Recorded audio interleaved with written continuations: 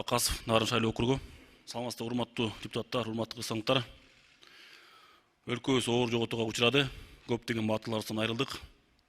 Өткөн жумада болгон каргашал окуя баарыбыздын жүрөгүбүздү оорутуп, кайгыга салды. Каза болгон баатыр жоокерлерибиздин, каза болгон мекендештерибиздин үй бүлөсүнө, жакындарына, атына, бир туугандарына терең кайгыруу менен көңүл айтам, сабырлык тилейм.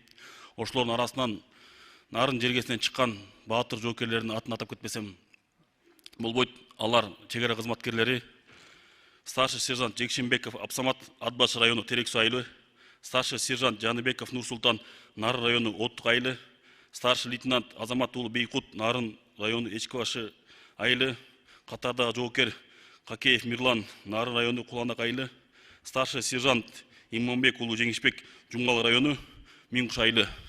Алардын жаткан жери жайлуу, жанаттары жаны жанаттан болсун. Үй бүлөлөрүнө көңүл айтам, жакындарына көңүл айтам. Алардын эрдиктери, элестери, кылган кызматтары эч унутулбайт, түбөлүккө сакталат. Жалпы кыргызстандыктар көңүл айтабыз. Жалпы Кыргызстандан каза болгон бүт жоокерлердин жакындарына көңүл айтабыз. Урматтуу төраға Алмаз Акунжанович, урматтуу депутаттар, ушул жоокерлерибизге, каза болгон жоокерлерибизге Кыргыз Республикасынын жогорку даражадагы баатыр, Кыргыз баатыр намын берсек туура болот. Ушуну колдоп берип койсоңуздар. Рахмат.